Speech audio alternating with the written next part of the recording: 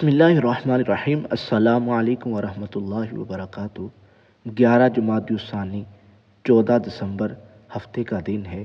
آئیے رب تبارک و تعالیٰ کی بارگاہ میں دعا مانگتے ہیں۔ آمین کہیے۔ ہو سکتا ہے کس کی آمین پر ہم سب کا بیڑا پار ہو جائے۔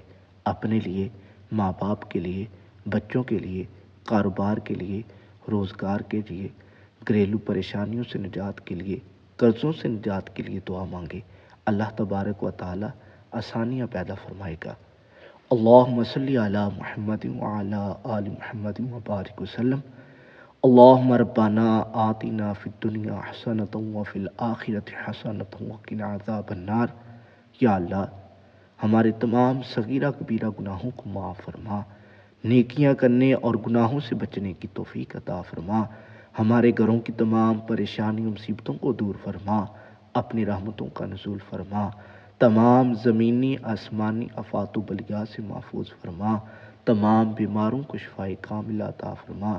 یا اللہ، جو ویڈیو کو دیکھ رہے ہیں ان میں سے ان کے گھر والوں میں سے کوئی بیمار ہیں، انہیں بھی شفائے کاملہ عطا فرما۔ یا اللہ، جو قرضدار ہیں انہیں قرض سے خلاصی عطا فرما، جو محتاج ہیں ان کی محتاجی کو دور فرما، ہمارے گھروں کو امن کا گہوارہ بنا، ہمارے گھروں کو حاسدوں کے اثر سے، بد نظروں کی نظر سے، چوروں کی چوری سے محفوظ فرما۔ یا اللہ، آپس میں پیار، اتفاق، اتحاد کے ساتھ زندگی گزارنے کی توفیق عطا فرما۔ یا اللہ، جن کے اولاد نہیں انہیں نیک صالح نورینہ اولاد عطا فرما، جنہیں اولاد دے رکھی ہے اولاد کو والدین کا ادب و احترام کرنے کی توفیق عطا فرما۔ یا اللہ، ہمیں مانگنا نہیں آتا، تجھے تو عطا کرنا آتا ہے، ہمارے مانگنے کو نہ دیکھ، اپنی عطا کے مطابق ہمیں عطا کر، تیرے خزانے بہت وسیع ہیں، اپنے سوا کسی کا محتاج نہ فرما۔